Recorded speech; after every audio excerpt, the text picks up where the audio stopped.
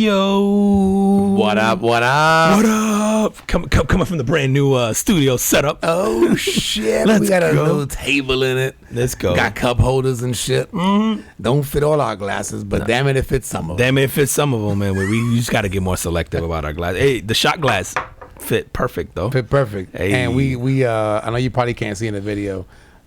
We are donning some like wedding shot glasses. Yeah. We sure are. We tying the knot. We tying the knot.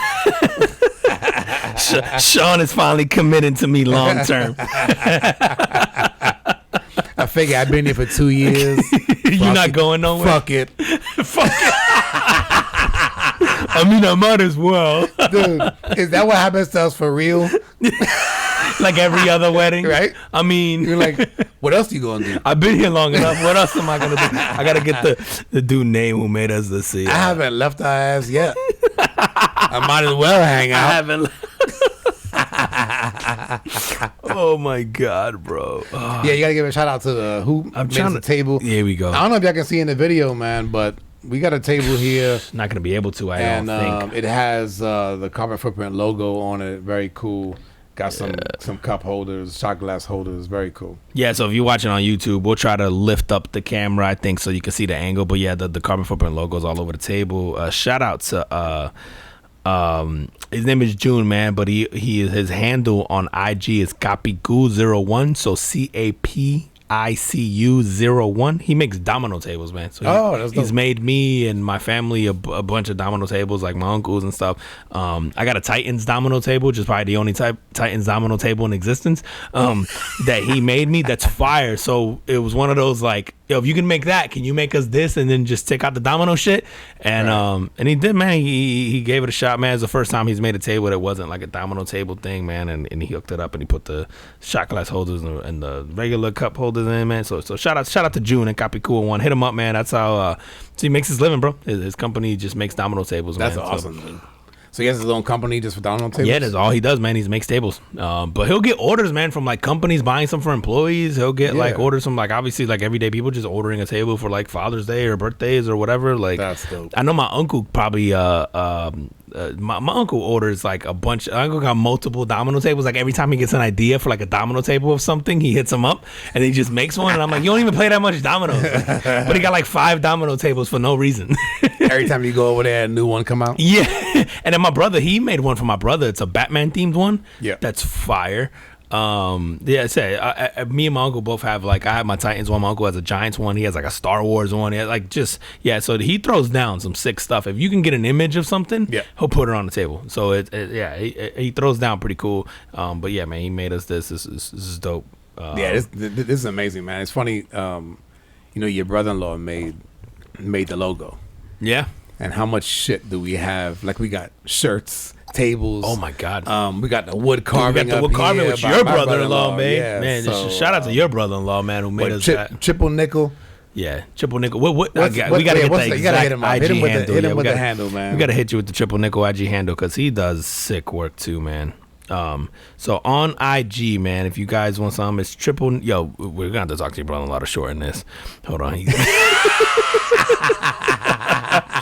Damn, I can't. It doesn't even fit in the whole. He got like a Hispanic handle. He sure does. Got like 4 last names. Yo, it's triple nickel designs, all one word, then underscore broad BROD 555, which we know what that means. That's right. And you're gonna have to get that out of him. Yeah, you're gonna have to get that out of him yourself. So triple nickel designs, all one word, lowercase, and then underscore BROD 555. So he made us that wood thing. He also made me a dope ass Titans thing that you got made for me. Oh, that's right. That's awesome, man. It's one of my favorite things in here. Yeah. If you want anything carved in wood or even acrylic. Like that's the guy to hit up. He's very meticulous about his work. So. You've been lucky, man. All the people have been supporting, man. He said between your brother-in-law, my brother-in-law, who I told him when we first made this that I would give him royalties at some point in time for the logo. I might have to backtrack on that. No, he's getting it.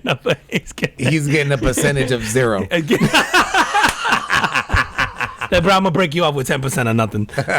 But yeah, man, it's been cool because luckily we've had people like who can do things, man. That said, like that logo has been on everything for us. Like even COVID masks and shot glasses and trophies. Like you said, T-shirts. I carry that fucking COVID mask in my car. By really? The way. Yeah. It doesn't fit me because my head too big. Oh no, it don't fit me either. It's tight as fuck. I'm like, did I order a children's mask? And I don't know.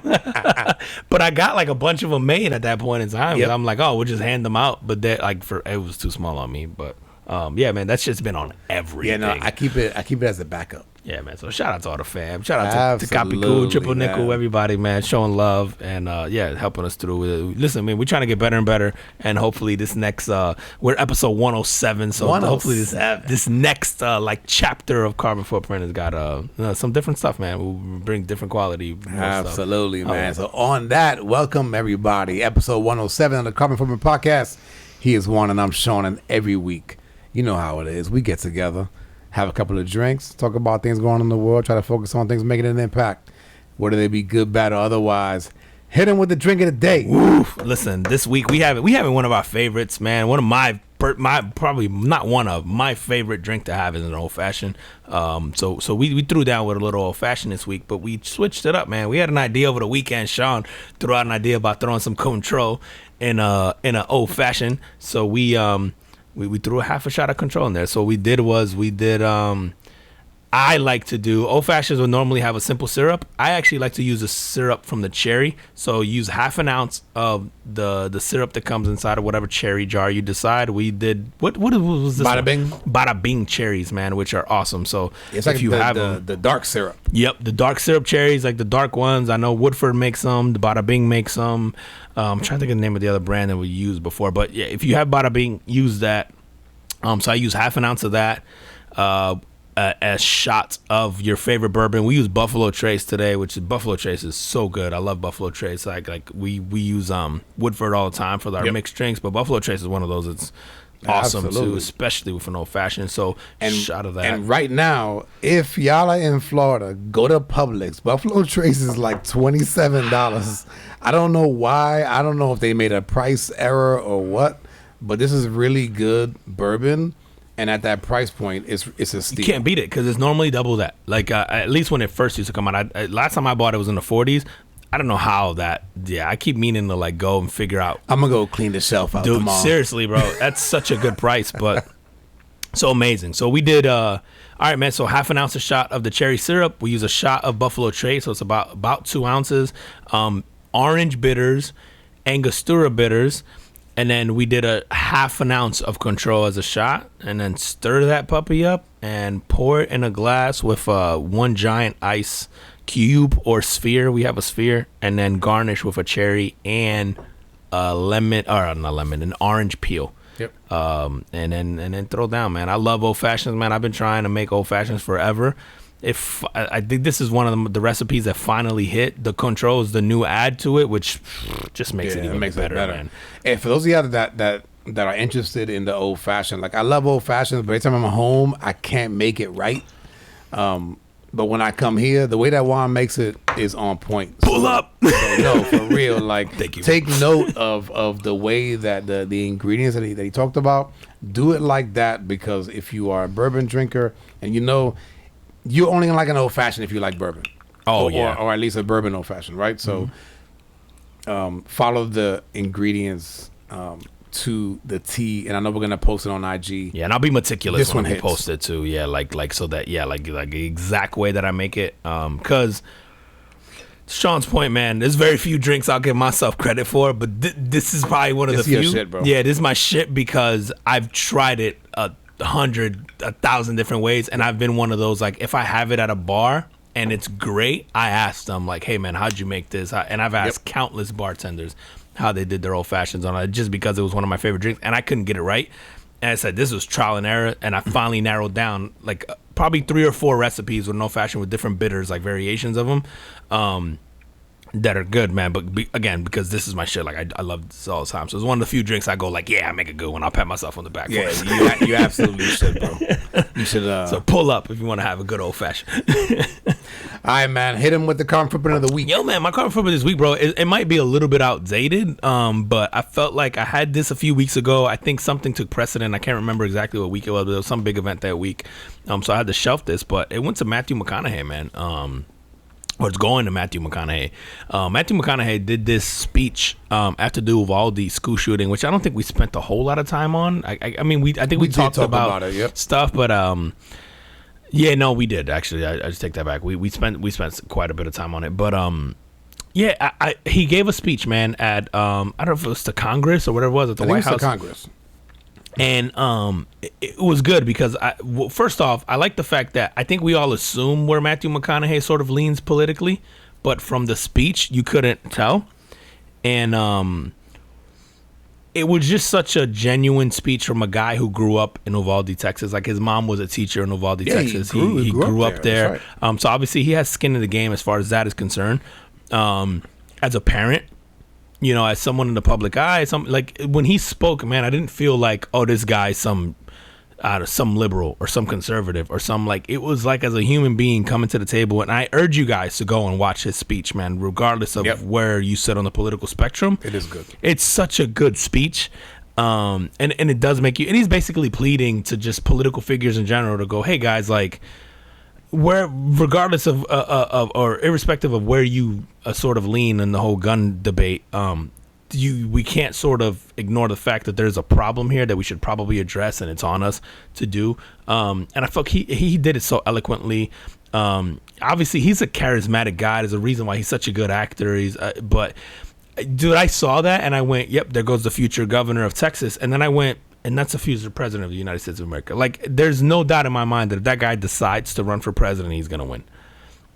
His only downfall would end up being that he's not that he doesn't like he needs to pick a party, right? Play the game. Right. That would be his only downfall. But I go, like, obviously good looking guy, charismatic, well spoken, well thought out, well, like everything he spoke about, you're like, I don't feel like and granted, he's a great actor, right? So there's, you know, there's some of that bravado involved in that.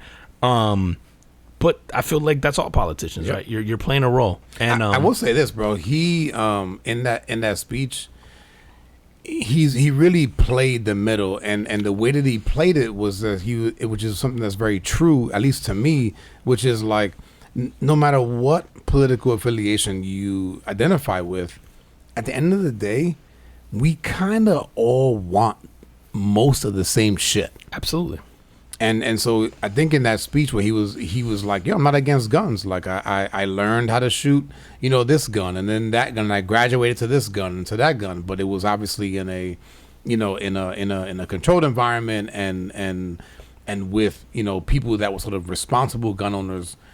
But again, he goes, you know, even though I didn't grow up in a time where it was necessarily an issue, it's like now we have an issue. Yeah.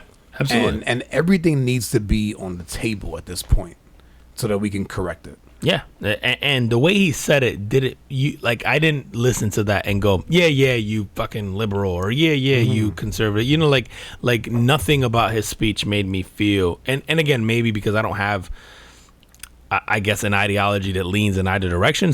I certainly lean in directions based on certain topics, but I don't know. I listened to that and I felt like, okay, that's a plead from someone who seems very neutral, and he didn't pick a side. And then I thought, like, wow, I can see that guy being the governor of Texas one day, because obviously he loves Texas. And so I'm a Texas Longhorns football fan, so I see him a lot, and so is he. So like, obviously I have I see him a lot in those things, but he gives speeches to that team all the time.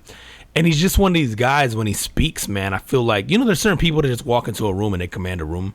Like, he's just one of those guys, man. Yep. Like, I'm like, yo, that guy, I feel this way about, like, Bradley Cooper, where you go, how the fuck did you get everything? Like, how are you that good looking and then that talented and that charismatic and that, you know, like, normally you get one, right? Yep. Like, I always tell my wife, I'm like, that's my best friend.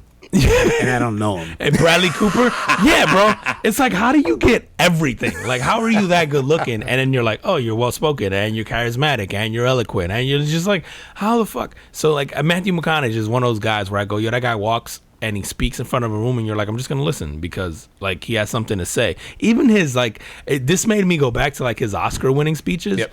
And they were so good. Like, you know, I know people do the whole all right thing all the time. That's like his sort of like trademark. But the stories that he tells about like his upbringing or his family, like, I'm like, there's not too many guys that can tell stories like that. And the guys that can, you're like, that's why he made it this far in life. Like, just that sort of ability to sort of, you know, do the whole campfire thing where everyone's just attention is sort of like fixed on you. He wrote a book recently, right? Like, I want to say within the last 2 years. Within the last 2 years, right? During COVID, the Green Book or the Green something like that. Yeah, and it's on my list of like eventually I want to get to that because I find him to be like an interesting guy. And I go, and at the very least, I would listen to the audiobook if it's him reading it because he's going to be an interesting guy to listen to talk. Oh, that would be good. Yeah. I didn't think about that, the audiobook. Yeah, like at a minimum. Do you know if he recorded it? I don't know. And it's one of those things where I'm like, it's on the back of my mind of like, okay, eventually I'm going to get to that book and I want to see if he actually reads it. I think he does. I feel like I remember seeing something that he reads his audiobook of it. I can't imagine him not. I did an audiobook for Grant Cardone. Oh, okay. And he's an entertaining dude. Yeah, even if you don't believe what he says, correct, it's hard not to get sucked into his the story or He's the guy that just talks to you like your next door neighbor. You know what I mean? Yeah. Like, he's talking about shit that's obviously maybe beyond what some of us are doing, but the tone in which he does it, you know, it makes a good audiobook. Grant Cardone has a great way of like really like oversimplifying things that are sort of super complicated, like the way he comes off about them, or at least the things that we think are he even had a good thing. I heard this recently, man. It's funny you brought that up. It was about like relationships or like marriages or like whatever, where he talked about like buying a private jet or something like that. He bought a jet and like the person where he bought the jet from was like, oh, do you need to call your wife? And he's like, nah. And then he's just kind of like, he goes, the person I married, or me and my wife already have this agreement of like, for both of them, if it's in the best interest of the family, like, make that decision. Or if that's what you think at the time, like, then you don't need to call me or check or whatever it was. And he goes like, so if she's out somewhere and she's with the kids and she makes a decision on the kids because she feels like it's in the best interest of the family or those kids, like, she doesn't have to call me to check. Like, I trust her. Like, that you marry someone and you go, I trust them to make those decisions.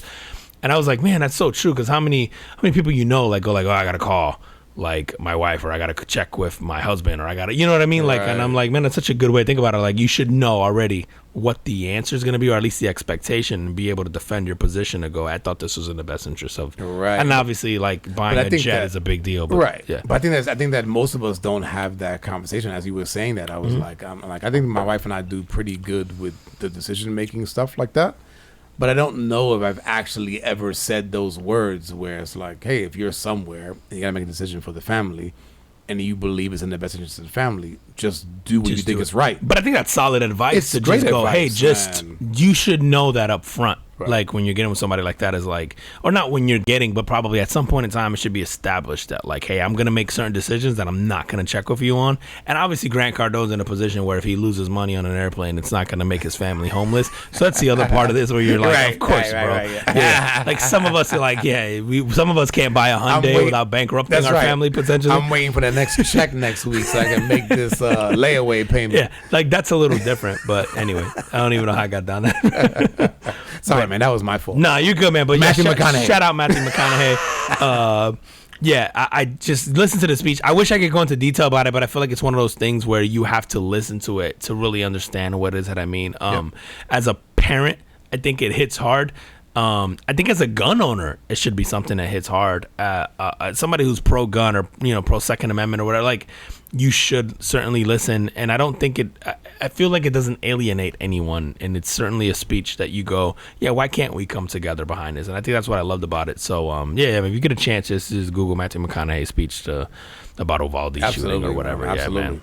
Dude, speaking of shooting, man, you see all that shit that went on 4th of July? Yo, that was not good. It was turned up yesterday, bro. Man, like, the big one in the news this week is the one in Chicago, because there are several people who actually died several folks wounded. I don't know what the count is. Highland Park, right? That's the one. Highland, Yeah. suburb. Okay, yeah. Suburb, right? So was it? Okay, so it's not Chicago. It is Chicago, but it's. I was trying to think of the name of the area. I think it was called Highland Park or something. Okay, like that. It is something like that. Yeah. But then they interviewed the guy's like uncle. So the guy actually lives with his father and his uncle, and they interviewed the guy's uncle. And the person doing the interview was like, "Do you see any signs, anything like that?" And the guy was like, "No, I didn't see any signs like ever." But then, as the guy kept talking, you got this picture of them in the household where it was literally like they see each other in passing, and it's like, "Hey," and then the guy keeps to himself, and the uncle keeps to himself. Yeah, it's like you don't know shit about who you're living with, bro. Listen, I saw pictures of him, and I'm like, "Yep, he looked like a shooter." Yeah, bro. No, you're right, bro. Like, and I'm going like, okay, and I'm sure they picked the worst picture of him, but still true. But no, I think it was a mugshot. Right, I'm pretty sure it was a mugshot, but it was pretty recent. You might be right. Yeah. But it was like the interview really painted the picture of it wasn't that you didn't know anything was going on. I think it was that you didn't really care to see. Yeah, the signs are always there. Most of us just are so self-absorbed or consumed in our own world that we don't look for those signs. We're just like, yeah. And then you could totally see, right? Like if it's like an uncle going like, "Yo, man," telling his brother, "Man, your kid is fucked up." Yeah. Yo, you got a weird kid over there, bro. He gonna shoot up a school one day, and then he graduates, and they're like, "Oof, we dodged that bullet." Bro, I've never met anyone that I didn't think was capable of some horrible shit. Like, if you shot up a mall tomorrow, I'd be like, I don't know, man. Yeah, I can see it. Sean was pretty upset some days. Like, I hate when they go like, "Man, he was such a nice guy." Right. I'm like, was he though? Because like you said, the more you start talking, you go like, "Damn, man, they were kind of aloof." And they did lose their shit one time over like, something random over a tweet. And then it's just on this one, this guy just basically painted the picture that he didn't know shit about his nephew. And essentially it was like, because at first he's like, "Oh yeah, like I just saw him last weekend, I mean, we didn't talk or anything, but it was like high and by." I saw him. And then as you go, he didn't have a gun when I seen him. He wasn't shooting nobody, bro. And then as you got more into the interview, then it was just like, "Oh, okay, so, oh, wait a minute, so you actually live with him?" "Oh, yeah, it's like me, my brother, and him. But he kind of keeps himself. He kind of stays in his room. And, oh, was he working?" He's like, he hasn't worked since COVID."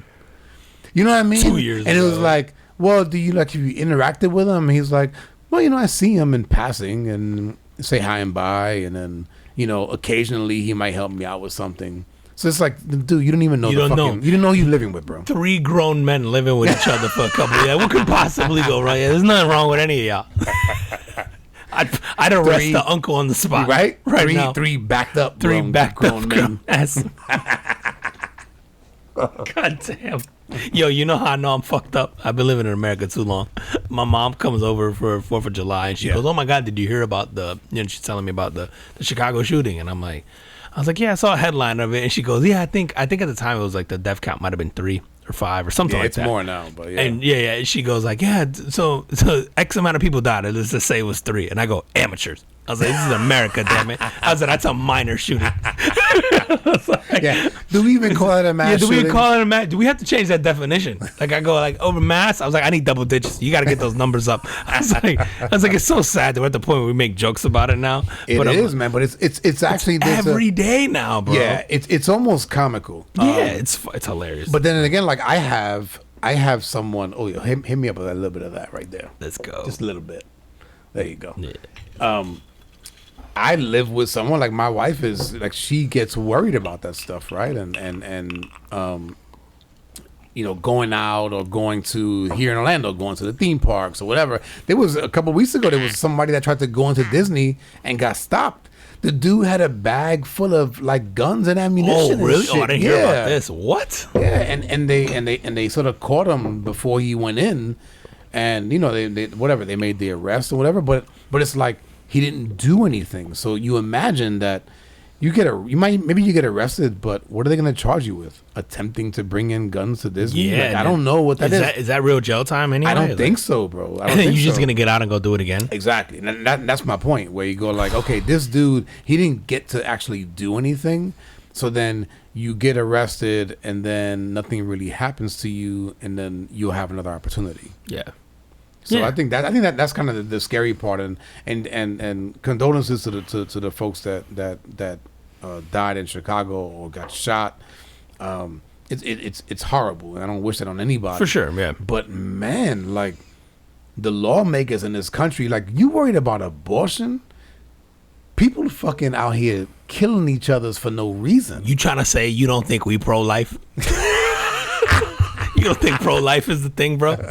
And I don't mean to like I make fun of the like thing, calling it a minor shooting, but like I think at this point in time, that's all I can do is laugh about it, because like I go, all right, if nobody else cares enough, then why should I? Like I said, condolences. I feel horrible. I'm sure if it was a family member of mine, I wouldn't find that as funny. But like at this point in time, this is such a common occurrence that I'm going like, which one? Oh yeah, like didn't that shit happen every single day here at this point? Like it's like, you know what else I found comical about this situation is that if you guys read the news, read Chicago news on the weekend, there is mass shootings every fucking weekend. Every weekend, but it might be like 5 shootings, and then one person got killed in each one of those shootings, or 2 people. Mm-hmm. So they don't classify it as a mass shooting. What is a mass shooting? It's 2, right? 2 or more. I think it's 2 or 3, something like that. Yeah, it's not very big. That's why I go like, we need to up it in America. Because I'm like 3 to 5, like amateur, bro. Yeah. I see high school kids get 20. You got to step up. But the South Side of Chicago has that shit happens every fucking week. So yeah, man. So like I'm thinking. These things happen all the time in Southside Chicago, and I was just like, why isn't that news? Like that's local news, but Devin makes it nationwide, and it's like every weekend in Chicago there are mass shootings. There's just several instances of maybe 1 or 2 people getting killed, so it's not classified as mass shootings, and so I just find it interesting that what gets the media play is sort of like what's classified as a mass shooting, which is maybe like 3 or more, or whatever the criteria is. Yeah. When in reality, this has been going on for a very long time, and there hasn't been a microscope on it. But it's almost, and somebody would make an excuse like, oh well, now it's not involving just black people, so now we gotta look at it. Kind of like back in the day when it was like it wasn't an issue until Columbine. Yeah, that's true. Like, you know what I mean? Columbine switched it up for the school shootings for sure. Yeah, there was something. Like when it like on Eminem's song when he's like, oh, like now it's a tragedy. Now, you know what I mean? Yeah, that's so true. And then we've had earlier this year. You talked about it's probably about a month ago. You talked about how many mass shootings there've been this year, and it's more than the amount of days. In the year.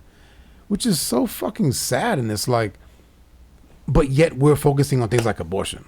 I just like, I don't get it, bro. It's because the mass shooting doesn't move the meter the same way that, for whatever reason, like pro-life thing does. The political meter. Yeah, political. I think we're so, we use this word tribal all the time, but like, as human beings, we have like, dude, if you got rid of our sort of our desire to sort of want to belong to something, you know how much shit you would fix, bro. Like human beings like urge to want to belong to a team, or tribal. Belong to a side, or belong to a tribe, or like is like, dude, if you think about it, you could trace that back to the cause behind war, the cause behind, bro. Yeah, like genocide, like it's like if you could sort of like Elon does Neuralink and he can figure out a way to unprogram that from people, like I feel like you'd solve a lot of shit, because our desire to want to belong to shit is the cause of so much horrific shit in history, like in the history of mankind. Mm-hmm. Like you may even argue that it's also the catalyst for great shit, but yeah, but it's also for like even some mental illness, right? Mm-hmm. Where you go, the feeling to want to belong, but then feeling like you don't belong. Oh, that causes people anxiety and all kind of shit. I mean, like I deal with that stuff even in my own home with my children, with some of my children, right? Like, it's crazy, man. But watching these mass shootings, it's like you got to walk around with a fucking bulletproof vest. You know. Yeah, listen. I'm glad you mentioned this bulletproof vest joint, bro. Because as you said that, I'm looking at a picture of my next story, and it's someone wearing wearing a bulletproof vest, and you said someone and something, bro. So there was a shootout in Mexico between the cartel and like local Mexican authorities. It's like their version of like and probably military or like SWAT or whatever.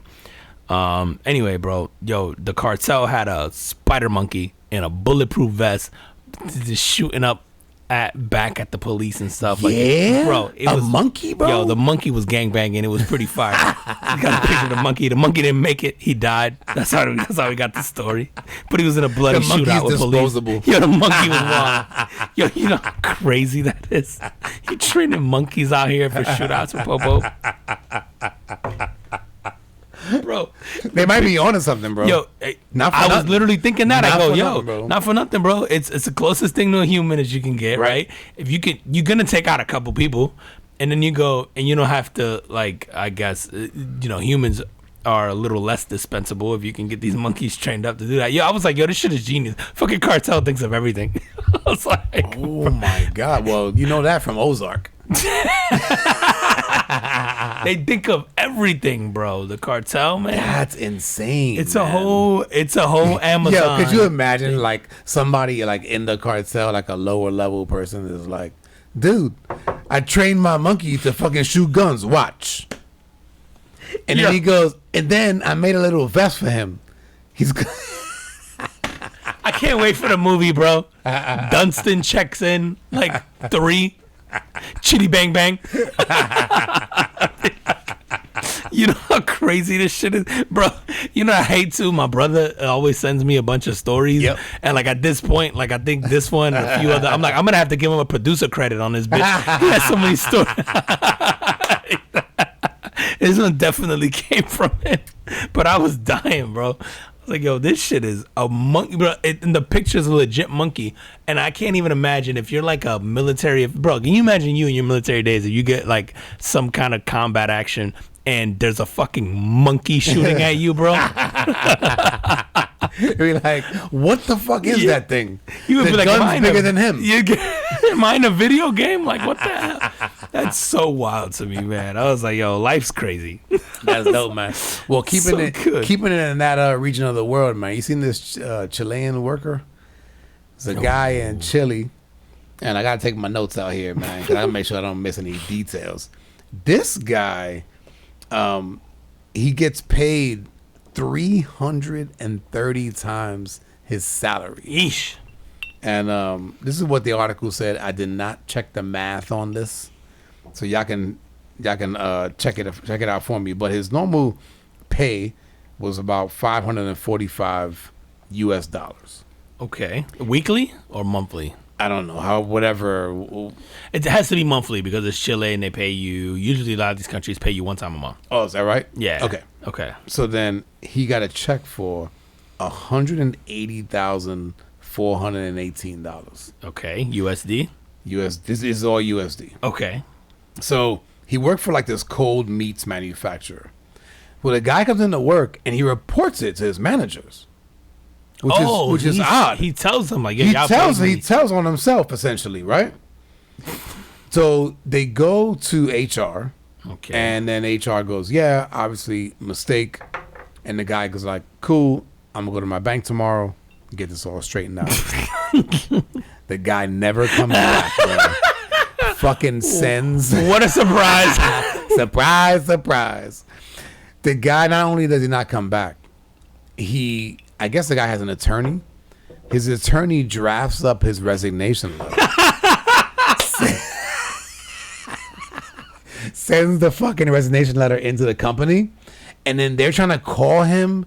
Dude, He's vanished, bro. Of course he is. Nowhere to be found. Oh my god. And what else did I have on here?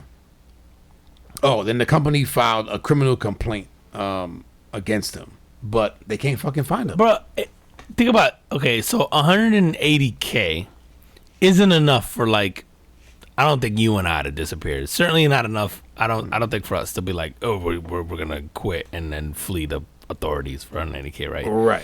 But you're talking about a guy who makes $500 and whatever $80 a month, right? Annualized, that's $7,000, whatever it is. Oh yeah, dude. This guy hit the lotto. Yeah, you go at that rate, he could live the rest of his life without somewhere. Working. It's all relative. Like he goes like, fucking, I made it work with $500 a month. You don't think I can make it work with 180K? Like forever, forever.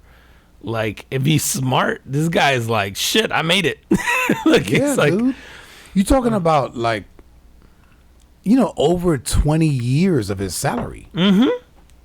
That's what I'm saying. He's like, yeah. I don't know how old he was. Yeah, right. Like, but if you go like, I'm 40. That's I'm a future good. me problem. I'll figure it out when I'm 80 or whatever the fuck. Like I'm like, what I wonder, bro, is did he go home and then his wife or whatever goes like, the fuck you are gonna return that money? I got a cousin in Mexico. And they got spider monkeys in bulletproof with a vests. bulletproof vest and an AK. Yo, do you think? Nah, bro. If she's a stay at home, I'm not letting her have a say in this. I'm like, you even got a job. You can't. Go make me breakfast and let me think this through. Oh my. Dude. Oh man, dude. Oh fuck, man. Okay, so let's say hypothetically, so $500 a month.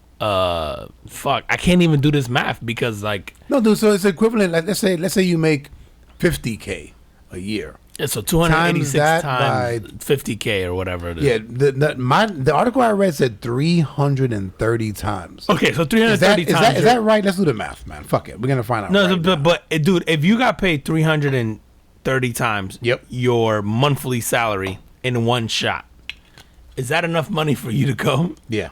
Yes, yeah. Well, if it's, I think so, bro. You go to 12 months. Right? Yeah, you might be right. I might be out. Yeah, you might be right, man. Sorry, I might be right. Goddamn. No. I think you're right. I'm doing the math about mine now. Yeah, that's hard, bro. Yeah, dude, it's 330 times. Like the only reason I'm even considering it is because I already speak Spanish, and that's the only places I'm gonna be able to live. Spanish speaking country. Because I gotta go on the run. I'm about to get some Rosetta Stone. ¿Dónde está el baño? Y el banco. You be like, bro. ¿Dónde está el tequila? I am off today. ¿Cómo se dice off en español? You be like, dude. Yeah, you fuck 330 times your monthly salary. Yeah, I'm probably disappearing for a little bit. I believe that's future me problems. I'll figure dude. out If you make like 50K, let's see. And 50K, you talk about a year or a month? A year? And I'm saying, sorry. So we got to do monthly. We got to do monthly. Give me monthly. Because we're assuming that his $580 is a month. Right. So if you're 50K, what's that? Like 4 G's a month? Let's just make it easy. We'll go 5. We'll go 5 G's a month. 5 G's a month, 60K. Okay. So 330 times. It's $1.6 million. Yeah. Fuck, man. That's if tough. you made 50K and $1.6 million, bro, you're right. Because I'm like, yo, $1.6 million is not enough to live off of. Like, in Chile, it is. Yeah. That's a lot of Chilean sea bass. It's the only thing I can think of. But you figure in a lot of those countries in South America, like, you're probably good to go. Bro, this guy could have made... The fact that you live off $580 a month is wild. Yep. So, like... Yeah, it's more than enough. Like that, he's living on top of the world, man. Yeah, good for that guy. Bro. Yeah, good for him, bro. He did exactly what he should have done. I want to know, did he take the family? Ooh. I'm telling you, I got so many questions, man. I want to know what happened when he got home. I want to know how he actually made the decision, and then what he actually ended up doing. Yo, Chilean fugitive, hit us up. We'll have you on the pod. You're safe over here. You're safe here. We'll disguise your voice. We won't say it's you. We'll be like, this is a representative. Well, fucking, you have to translate anyway.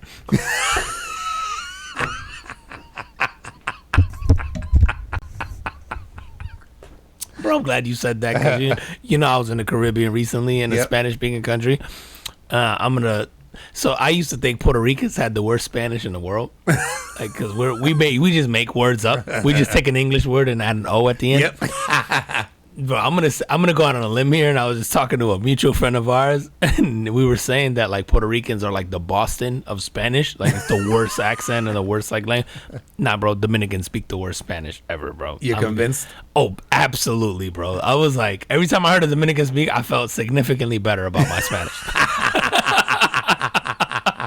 That explains why Puerto Ricans don't like to be called Dominicans. Oh yeah, livid, bro. I get it now. I was hearing their Spanish, and my Spanish is awful, bro. And I mean, relative to like the people I've been around, way better than mine, bro. I think it's awful relative to like, because I always get people who go, "Holy shit, you speak really good Spanish," considering you never lived. Like I was born in Puerto Rico, but I moved before I was even one. Okay. So like, I always get the like, "Are you sure you moved?" Like. And I couldn't even tell you why it is that it's stuck and why I can read it and write it and whatever, but I know that it sounds jacked up, bro. Dominicans though, man, having spent a week in the Dominican Republic and listening to them speak Spanish, I was like, holy shit, it doesn't get any better. They sound way worse. Yeah, dude. My wife was questioning whether you actually spoke Spanish. She's like, "Are you sure?" No, I speak fluent Spanish. Yeah. I know. Yeah, I can read and write. No, I know. And I'm like, yeah. She's sure? like, are you sure? Yeah, she's like, but I've never heard him speak it. And I'm like, yeah, you probably spent like 2 seconds with the guy. Yeah, she don't talk to me. Tell her she don't talk to me. Tell she hides when I come over. I get it. I'd hide from me too, but still.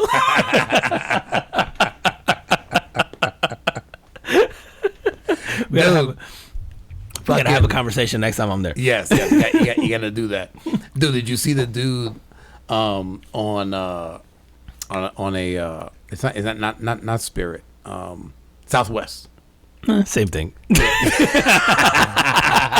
There was a dude on Southwest that was taking a flight to Orlando.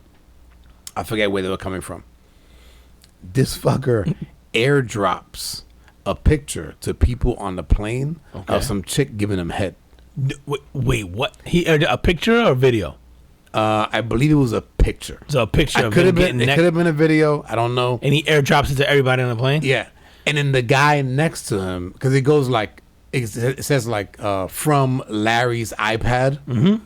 So the guy next to him goes like, hey man, like, you Larry's iPad? Aren't you Larry? And he goes, yeah. And he goes, did you mean to send this to me? And he goes, yeah. It wasn't even an accident. He's like, nah. Yo, you know how excited this guy was that he got necked down? He's like, I've never gotten this in my life. I got to tell everybody. He was like, I thought it was funny. Because the guy reports him to like to the crew. That's true, because nobody would know it's him, right?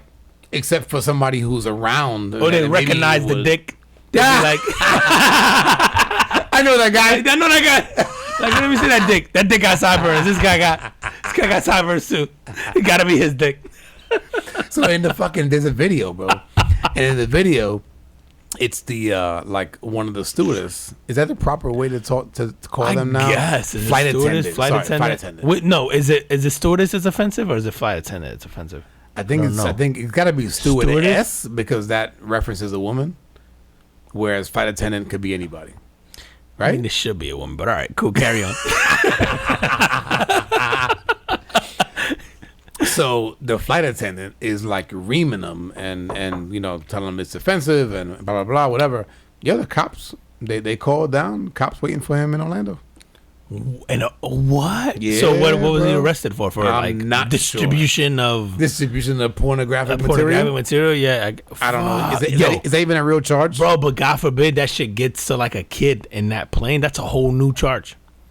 Like a minor, bro. Like exposure to a minor? Like exposure to a minor. Oh, I didn't think about that. You're getting on a sex offenders list. Get the fuck out of here. No. Yeah. I think even the adults you're getting on a sex offenders list. Like that's you're gonna have to register yourself, bro. Yeah? For showing bro. That's crazy. Now, what if you can't see his dick, but you see a woman's head in his groin area? I would think that you gotta get off on that. I'm just gonna throw this out technicality. There. Yeah, I'm gonna be like, yo, she was laying down on my lap. You can't prove that she was doing anything else. Like if it's not a video, right. Like if it's just a picture and you just see her head on my lap, like who's to say she was just taking a nap? That's true. You know, like I feel like that would be the argument if I'm a good lawyer. Even if she was necking you and it was a video, you'd be like, nah, bro, she was. We didn't have any plates, so she had to eat off my lap like the food. She really likes Caesar salad. So you hear her slapping her lips and go, Caesar salad hit different at 30,000 feet. Bro, oh my God, dude. Like, I don't even know, like, well, he did it on purpose. Yeah, I'm like, I'd be mortified. And he admitted to it. Oof. Which is probably like, no, I'm not Larry. Yeah, no. Like who the fuck is Larry? Yeah, who's Larry's iPad? Is that the guy that just sent us a dick pic?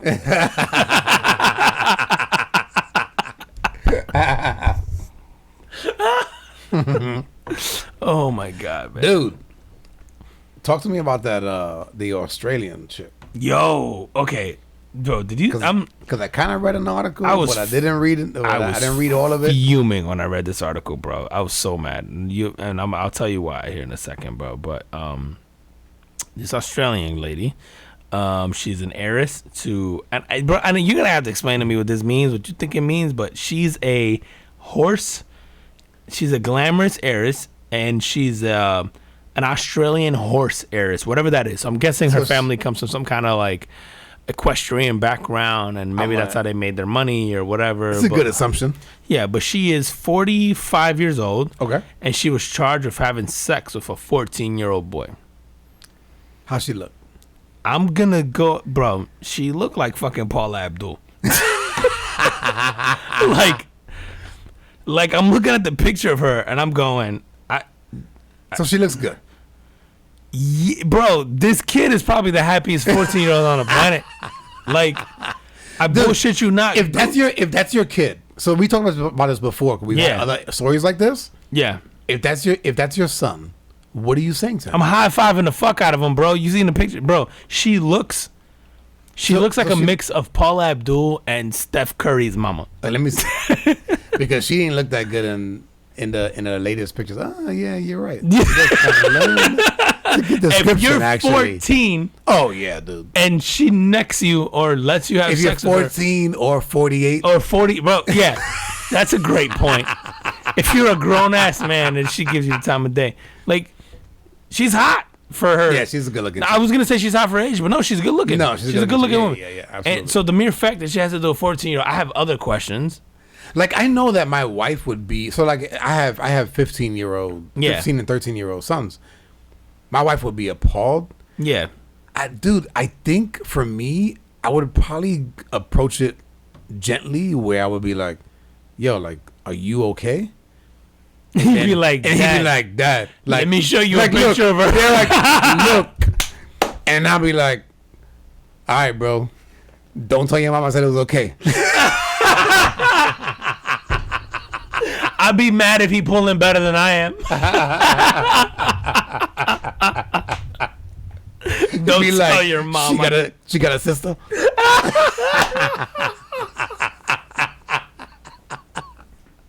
Bro, she's.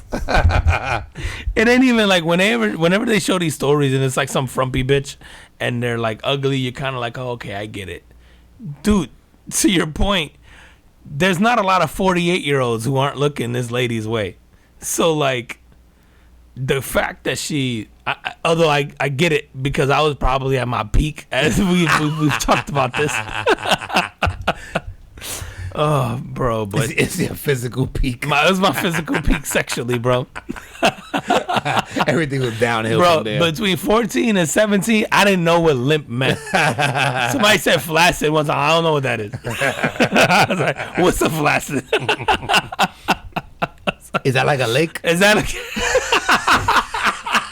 Lake Flaccid?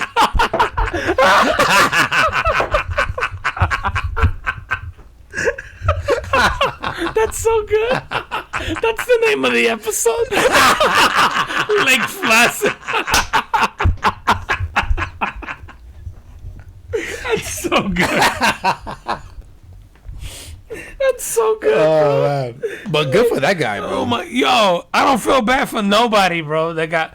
Oh my God! I promise you, this kid doesn't feel bad. I don't even know how he got caught. I don't even think, bro. He's gonna be on a therapist couch one day, like, this lady made me suck her titty, and he's gonna show a picture of her, and he's gonna get dismissed immediately.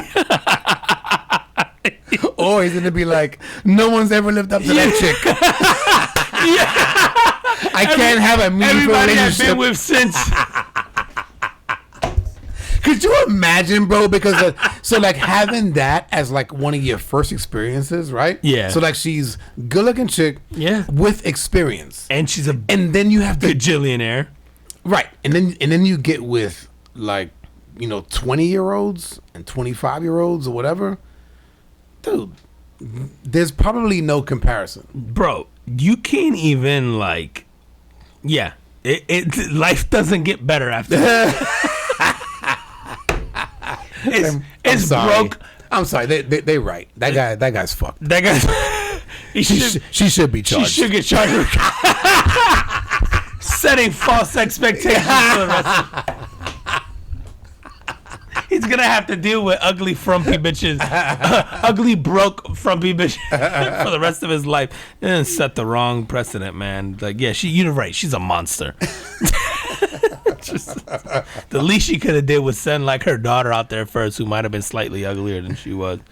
Oh man, that shit was so bad, bro. I saw that story and I saw the picture and I was like, wait, what? I was like, we feel bad for this kid. Why? Yeah, no, man. I mean, like, and you could spin it and go like, yo, like, the guy was, I guess by law molested. I mean, right? Like a statutory rape, right? Right, but men all know how we were at those teenage years. Yeah, I'm gonna fuck you up. If I'm a 14-year-old male and you're a 48-year-old woman, if I don't want you to touch me, you're not touching me, bro. Yeah, I'm gonna fuck you up. Like, I think it boils down to your ability to defend yourself. A 14-year-old boy is more than capable of defending himself. Like, more than capable of defending himself. Yeah, she didn't. She didn't overpower him. Let's just put it that way. No, absolutely not, bro. Dude, I had meant to bring this up earlier. What you got? When you were talking about the Chicago thing and about how, like, it sort of happens there all the time, right? Like gun violence. Anyway, there's this new algorithm that's been in development. It's from the University of Chicago, oddly enough. And they've been able... It was formulated by social scientists at the University of Chicago, and it touts a 90% accuracy, and it divides the city into 1,000 square foot tiles. And they've been able to predict crime a week before it even happens based on data that they've collected. That's some Minority Report shit. Like, yeah. But how did you read this? Like, how does this shit work? But if you think about it, bro, it makes perfectly good sense. Like, I read the headline and I was like, that's wild. And then I read the science behind it, and it's like, bro, if you take something as like, how long has it been since a crime? What's the temperature outside? What's the, what day of the week is it? What, all this stuff, you have enough crime data that you go, based on this day, we'll do something. Like, and we'll do something in this specific area, because you get enough data of like, hey, on this block on Tuesdays, there's an 85% probability that if it's 90 degrees outside, someone's going to get shot. Like, it's that kind of thing. Like, you think about everything in life. You collect enough data, you start finding correlations between that data. Yeah, no, and I can totally see that. I'm just thinking like, so then environmental conditions influence behavior. Yeah, absolutely. Right. And it's also like probability of, it doesn't even have to be environmental. It's just like, dude, you could take us here. You go, even if it's 100 years in between, you go, okay, we're due one between this week and this week, because it's been 100 years since somebody was murdered in this house. You know what I mean? Like, I think it's like, if you have enough data, you can start to sort of predict. And this thing is 90% accurate now within a week of crimes. Which reminds me, like, you remember Minority Report, where they had these cogs or whatever that would predict when a crime was going to happen. You could get charged for it or whatever. Like, I don't think it's going to get to that extreme, but certainly you can go, hey, and obviously this throws off the math, but you can go, hey, maybe cops, maybe you lift patrol in specific areas because you know something's bound to happen there in that week, and maybe you sort of prevent some stuff. But then you go, I'd be interested to see is by doing that, what does that do to the math? Right. As a math nerd, does it fuck up the algorithm? The variables change. Absolutely, it does, because now you're stopping that. So now the frequency, like now you've thrown in another variable to consider, right. And then does the level of the violence tick up because people start to go, well, now there's gonna be authority figure there. I gotta go overcome that. You know what I mean? Like it's fascinating. It'll take a while, but when I read it, I went, of course we can. We have so much data now available on everything that we go. You can probably predict down to the temperature outside of, you know, the likelihood of something criminal. Like Chicago always tripped me out because if you ever been, Chicago's a beautiful city in the summertime. Oh, it's great, man. I love Chicago. It's awesome even in the wintertime. But in the winter, like heart of winter, it's so damn cold. Like who the fuck is outside in Chicago when it's 6 degrees and goes, yeah, I feel like murdering today. Like, bro, I feel like getting my hands in a hand warmer and trying not to lose my fingers. Like, who is thinking about murder in Chicago in February or March? Like, it's just one of those things where you're just like, yeah. My wife and I went there years ago, man, and to see a Bears game. She surprised me, and it was like December, so it was like really cold, and we walked the entire city. Now we weren't in like Southside Chicago, right? But we were in the city, but we walked everywhere and never felt threatened. You know, but there wasn't, I mean, there was people, but there wasn't a ton of people. You have to, I tell people all the time when they're like, oh, you go to Chicago, and they're like, oh, you didn't feel scared. You have to go out of your way to go to the south side of Chicago. Like, out of your way. You would never drive through it. You would never have to go there to get somewhere for a tourist thing. Like, if you go to Chicago, I know people who live their whole lives in Chicago, never set foot on the south side, and they're just like, oh, this is great. Chicago is one of the best cities, I think. Like, I always tell people it's like a New York if it was pressure washed. Like, it's just like, it's such a beautiful city. It's cold. Like, I've been in New York in February, and I've been in Chicago in February, and Chicago cold hit different. That lake wind, bro. Oh my God, bro. And then the rain with the cold mixed together and stuff, it's fucking miserable. But Chicago in like May, Chicago in September, like that, oh my God, it's such a, and even I would say even in the winter, I loved it. To say just again, this is a beautiful city, shit to do, and it's funny because it gets the bad rap because of all the shootings. But I know people who's lifelong Chicago people. They're like, I've never been there. I don't know anything about that. Like we see it the same way you see it on the news, and we go, oh shit, that's crazy. It must be wild to be there. Like they're like, you have to go out of your way to go to these areas. Most of us don't have a reason to be there. I went to a club in the South Side. I'm gonna tell you right now, I felt like it could have been my last night alive. Shit was lit though. Yo, you mentioned New York, man. It got me thinking about this story of there was a guy who moved from Michigan to New York for a job. Okay. And the guy was working for, let me look here.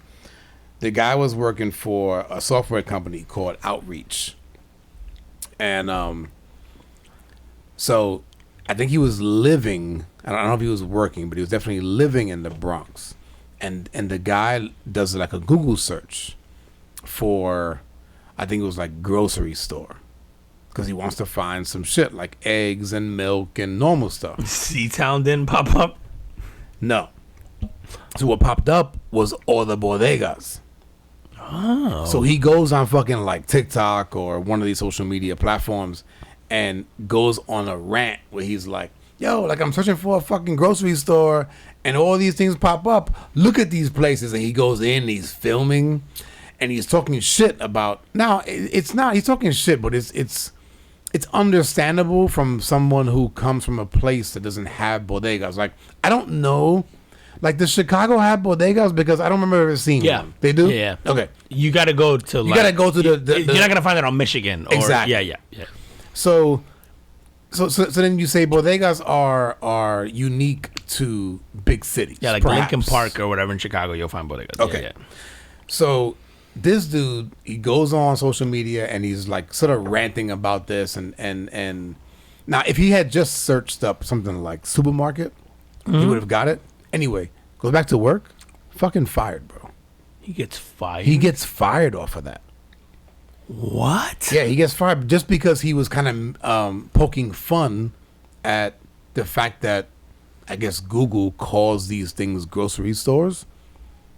What's the fireable offense? I don't know. Discrimination? Like, yeah, I don't know.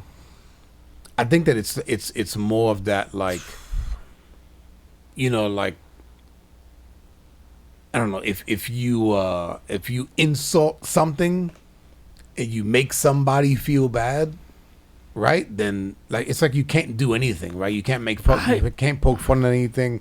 It didn't say what the fireable offense was, but the guy got fired, man. I can't like, because when you were telling me that, I'm trying to find the like pseudo fireable offense in there of like, okay, what could you possibly say in that scenario that could get you fired? I can't. Shit, man, I can't even think of like. You're making fun of bodegas of immigrants or whatever trying to start their own business and you're making it like I can't see that. The video that I saw, he did not say anything about any kind of ethnicities or whatever. He was just like, yo, like this is not a grocery store. Like I need a place where I can get eggs and milk and blah blah blah. But he was kind of making fun of the point of them being called grocery stores, but not necessarily like who owned them or who was the patrons of the stores or anything like that. So he doesn't even mention names or like. No, dude. Yeah, so I don't know what the fireable offense was, but yeah, man, got fired, bro. That's insane, dude. Like I can't even. Yeah, I was because again I was trying to think. Normally I can find like I can see this little snippet, but I can't even think of anything there that would warrant that. It's crazy, bro. That's wild, man. How we doing on time, bro? Dude, honestly, I don't know because we had to.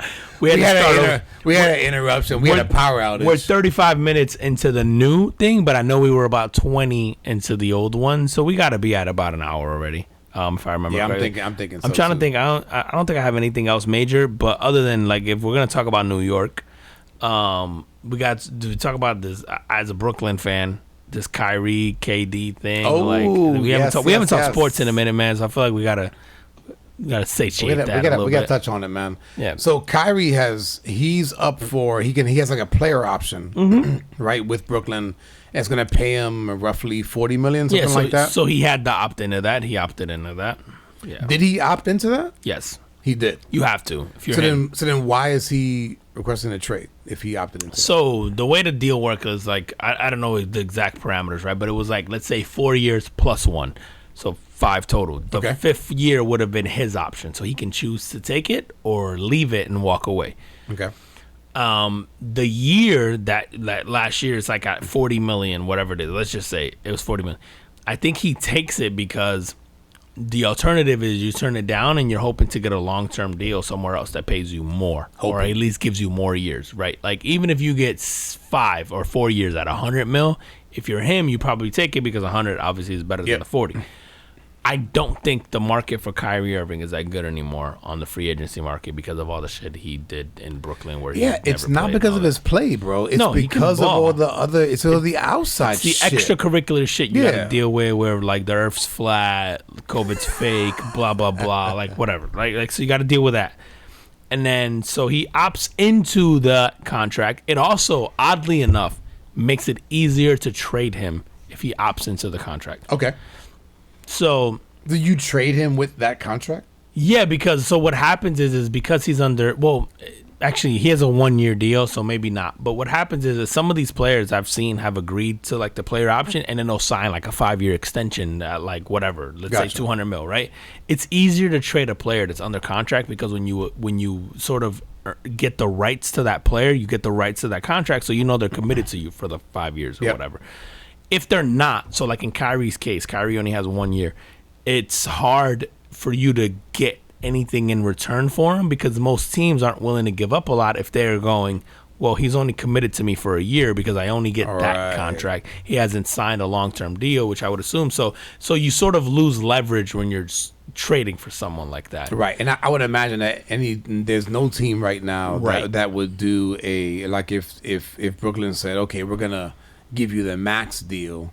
It's almost a sign and trade. There's probably no one that will buy that at this point. No, not at all. And then the only reason, sort of contradictory, the reason the 1 year works of Kyrie, I think, is that because if you're him, you're not getting more than that, I don't think, in the free agency market.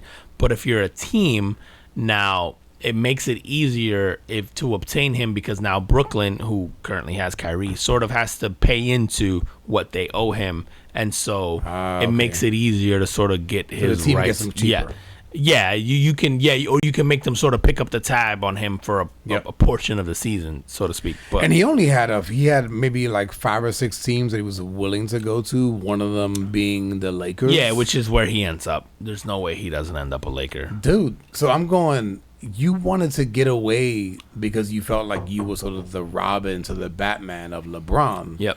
And then now you're sort of going back to I could do that again. If this isn't the epitome of like, I was right, you were wrong, or I was wrong, you were right, like, I want you back, like, it's this. Like, I think KD is suffering the same thing. KD let his ego take him away from a Hall of Fame coach and being surrounded by Hall of Fame all-time greats in Steph Curry and Klay Thompson and Draymond Green. And, like, you figure if KD stays in Golden State, he ends up getting a few more rings. Absolutely. At least one. Right, like the one they have now, maybe 2. Yeah, I think you go another one. Yeah. On that, because like if even with Klay hurt, with him in the lineup, and Steph, like there's no reason why you're not. And then even I would argue Kyrie and LeBron and that Kevin Love team and all that. That's potentially one more title. So Kyrie might have one more ring now, right? Like with that team. But because he was tired of being Robin and he wanted to be Batman, which he's not Batman, bro. Like, so, and I think there's a thing none with of them players. are. Like, no, KD neither isn't one either. of them are. No. And I think that's why this didn't work. You have too many guys who are A-level talents, but B-level employees, if that makes sense. Yeah, their leadership skills are like, they're trash. So they need someone like a LeBron who's going, yeah, I'll do the interview. Yeah, I'll take the pressure. Yeah, I'll take like, they're both too sensitive to be the leaders of a team. And so it's one thing to be skilled, to have the skill of a number one, but to carry yourself like a number one is a completely different animal. And so I think that's something that these guys are sort of realizing now, whether or not they admit it publicly, probably not. But I think Kyrie's certainly realizing like, yo, I'm an A talent, but I'm not an A caliber sort of leader. Yep. Same thing with Kevin Durant. Like I'm an A level. Kevin Durant is an all-time A-level talent. Yep. Like transcendent talent, right? Like Kevin Durant could potentially go down as one of the greatest basketball players ever, right in the top 10, 20, easy. But he's not that as a leader, and so that will be the one thing that hurts him. So, like, I think these guys realizing that. I've heard these scenarios where they could potentially both end up in L.A. No way, dude. If you're the Lakers, who do you not give up for that? Everybody. AD can just get those 3 and role players. Yeah, and cheap role players. Dude, bro. Me and you can be on that team with those 3 guys, and we're winning the chip. It'd be like, just pass the ball. Just dribble twice and pass the ball. Every time I get it, where's Kyrie? But between those 3 shooters, bro. Oh my God, bro! Like it wouldn't even be fair. I think so. Who do you guard? Like who do you double team? Good luck. Like you don't spend a double team. I didn't hear that was a possibility. So that is a real possibility. Yeah, because they're both saying that they would still want to play with each other. So it wasn't each other that made them want to request that. Dude, so you feel I don't know, man. I feel like I thought Kevin Durant would have realized that Kyrie wasn't the dude, and then you let him go. You would hope. You bring in other talent, but that you could sort of be the guy. But like you said, man, I think that leadership quality that he doesn't possess, like he needs somebody else, and he just hasn't realized that yet. But if you look at Kevin Durant's career, you know, like he got really close with OKC. Yep. Then he goes and he moves to Golden State where there's other leaders, and then he doesn't have to be the guy, right? And then he doesn't feel right there for whatever reason, and then he goes and tries to be the guy in Brooklyn. That doesn't work out. I mean, to get bounced in the first round of the playoffs is fucking insane. And they barely got in to begin with. Yeah. So and then now you're going, I don't like it here. I don't know, man. I you know what? Maybe he's coming to a realization that, okay, I'm just not the guy.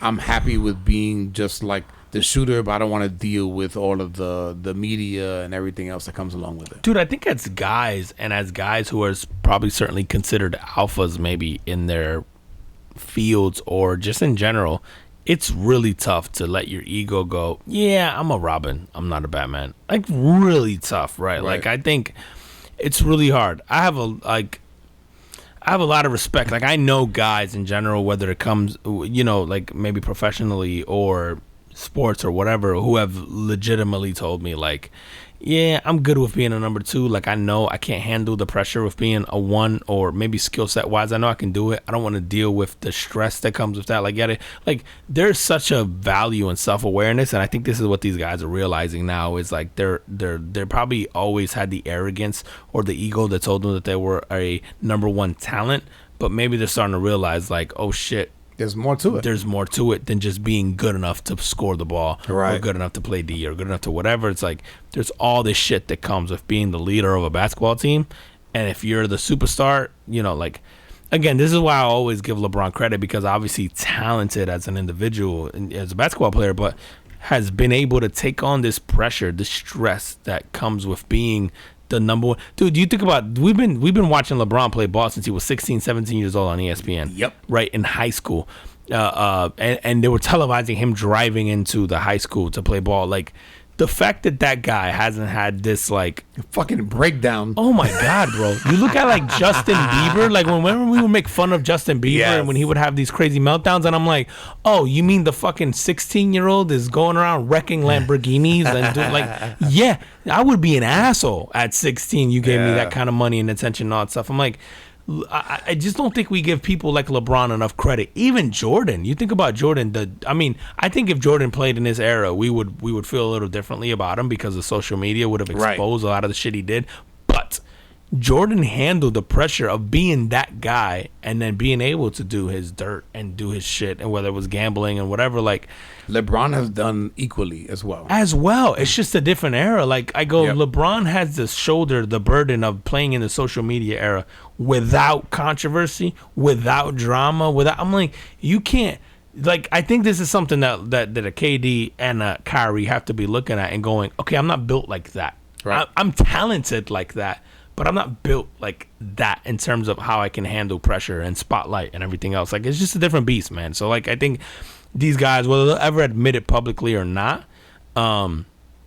this is something I think that like, I think they're telling you without telling you, which is like, fuck, I got to get out of here. Because I've heard Kevin Durant even say he's open now to the Warriors, which I'm like, it's no, duh, you're open to the Warriors. You should have never left in the first place. And same thing with Kyrie. This is what, his second team post Cavs. Boston. It didn't do anything Brooklyn. And either stopped. So, yeah, man, I'd be curious to see what happens.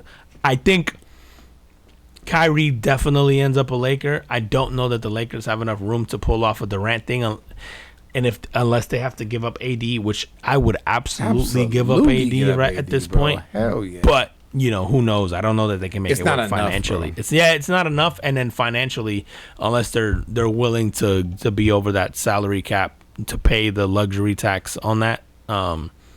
Which Golden State does, by the way. Yeah. They pay. What do you mean? They pay in the. They pay in their luxury. Oh tax. Yeah. Because they have Kyrie, they have Steph, they have Draymond, they have and not Kyrie. I mean, not Kyrie. Sorry, Curry, Steph. Which, man, we didn't get a chance to talk about that title run, but you go, man, that team was dominant, and they're dominant. That's what, number 4 for Steph. Yep. Steph, Draymond, and Clay. Those three. And I would argue, man. I listen. I'm a LeBron. I think LeBron to me, LeBron probably the greatest player of all time. And I'm talking as far as skill set is concerned, right? Like, we could argue. Okay. I think no one maybe influenced the game or had an impact on the game the way Jordan did. Dude, I have to give Steph his flowers in terms of, did anyone influence a generation as much as Steph? Because as much as I love LeBron is such a physical specimen that as a kid, it's hard to relate to that. Right. But you look at Steph Curry and any kid who's 5'11" who can shoot or who can go, I can learn to shoot like that though. Right. Like that's something I can learn. I can't learn to be 6'7". No, I can't learn to be 6'7" and built like a linebacker. I can't. Like, and that's what LeBron is. He's so physically imposing, and he has a skill, right? You don't take the skill from it, but he's such a physical specimen. Yep. Steph Curry looks like your average guy who works at an office, right? Yep. Like there's nothing about him that it's the public's bagger. It really is, dude. And there's nothing about him that screams world-class athlete, all-time world-class athlete. And so you have to go, like, that guy potentially could have changed the direction of the NBA. Not potentially, he did, because now kids went. I think you see people like Trae Young, you see people like Ja Morant, you see like these small guys having success, and they're shooting the 3-ball, and they're pulling up from, 27 feet out instead of 22 with a 3-point line. As you see Jordan Poole, all these guys, like, there's undoubtedly this sort of influence that Steph Curry has had, I think, on the league that like at this point it's hard to ignore. Like what he's done. And I think that was kind of his emotional outcry when he won the 4th ring, where it was like, I think everybody sort of doubted them after KD left, and those guys pulled it off. So congrats to them, man, and congrats to Steph. And for like you said, changing the way that the NBA's played. Yeah, absolutely. Like it's hard to argue that in this generation, someone hasn't influenced the game as much as Steph. Like, I think if you go to your local YMCA or pick up basketball at the park, everyone's trying to pull up from 5 feet behind the 3-point line to hit something, and that is 1,000% Steph Curry's influence. Yeah, it has. It absolutely is him. Absolutely, bro. All right, man. On that. Tell them where they can find us. If you're not already following us, we are at the Carbon Football Podcast on IG, the Carbon Football Podcast on YouTube, Carbon Football Podcast on TikTok, and then anywhere where you listen to your music and your podcast, man. Spotify, TuneIn, Stitcher, Geo7, Ghana, Amazon Music, Google Podcasts, all of it, man. We're at the Carbon Football Podcast, so hit us up on there. Leave us a review on Apple Podcasts. Listen, tell us we suck. Tell us we're good. Tell us whatever, tell us exactly what you think. Tell us what the drinks are. Tell us what you think about, or tell us what your favorite drinks are. Like, honestly, all of the feedback is welcome. Absolutely. I think we do this every week and we strive to get better. And you hit me up this week with something of like, I messed something up on the video last week. And you're like, listen, man, as long as we're having fun and we're getting better, it's all that sort of matters. And you're 1,000% right. And I think one of the ways we get better is just getting feedback from people and then telling us what they like and don't like. And I know I certainly get more comfortable week to week, I think, the more we do this. So, yeah, man, let us know, man. You can't offend us. At least I don't think you can. No, I don't think so. We have the personalities where we'll let that shit roll off. Oh, yeah. Yeah. Listen, I can bring the smoke and take it as just as much. So so you will not offend me in any way, shape, or form. So, yeah, definitely leave some feedback. Absolutely. Yo, and check out the drink of the week. For the ladies, if you're not bourbon drinkers, maybe you want to stay away from this one. But the fellas... definitely hit this one. And as always, we appreciate you, and we'll see you next week. See you next week. Peace. Peace.